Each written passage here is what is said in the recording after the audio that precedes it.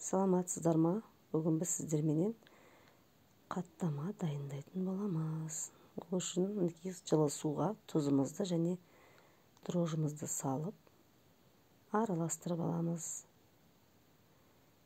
Араластырып, еленген ұнды дайындап алдым алдын ала. Сол менен жұмсақ қамыр илейтін боламыз. Қаттаманың қамыры жұмсақ болу керек. Егер қатты болып қалса, біздің қаттамамыз піскеннен кейін де қатты болып қалады. Сол үшін қамырдың жұмсақ болғаны дұрыс. Менің оқырмандарым осындай рецепттерді жиі көру үшін менің каналыма тіркеліп, лайк басып, комментарий қалдырып қойыңыздар.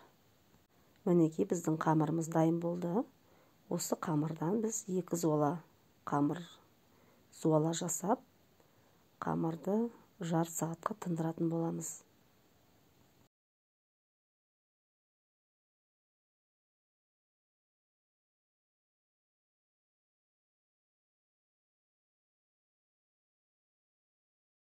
Қамырымызды дайындап, бетіне шашық жауып тындырамыз. Мінекей жарты сағат өтті. Қамырымыздың бір зуаласын алып, әдемелеп, жұқалап, бұны оқтаудың көмегімен жаямыз.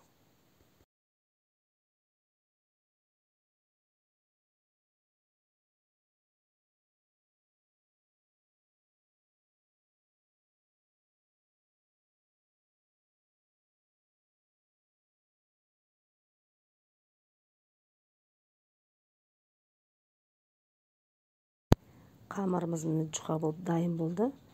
Енді бұған біз алдын ала ерітілген майымызды жағып аламыз.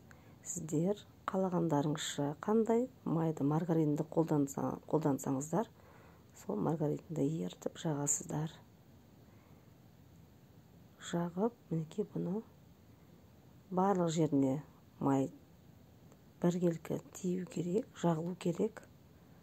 Жағып аламыз дағына, бұны орап дайындайтын боламыз.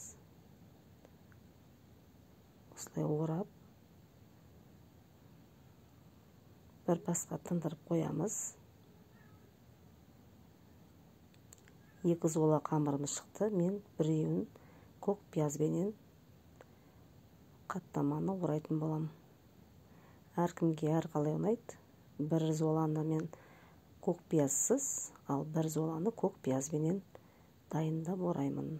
Осылай бәріне майды жағып, біркелкі май тиген дұрыс, жағылған дұрыс. Алдын ала жуылып, туралған көк пиязымызды осылай барлық жеріне қамырдың сеуіп, чайып шығамыз. Көк пиязымызды сеуіп алғаннан кейін дәл осылай орап, бұл қамырды да тындырып қоятын боламыз. Осылай орап барлығын дайындап, осы 1 зуаланы мен 4 қаттама етіп бөлетін боламын. Және бұны 4-ке бөліп, зуала етіп, морозильникке сақтап қойсаңыздар болады. Жұмыстан асығып келген кезінде, қол босамай қалған кезінде, морозильникте барлығы дайын тұрады.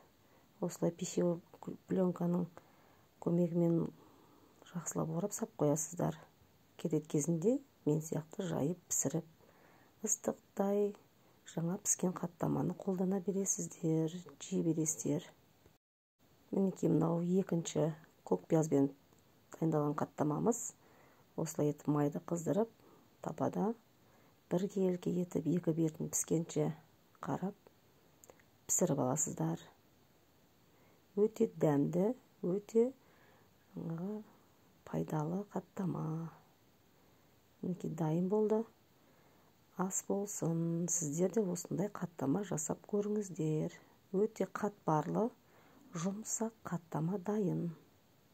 Ас болсын деген келеді. Мінекей мынау көк пиязбен дайындалған қаттама.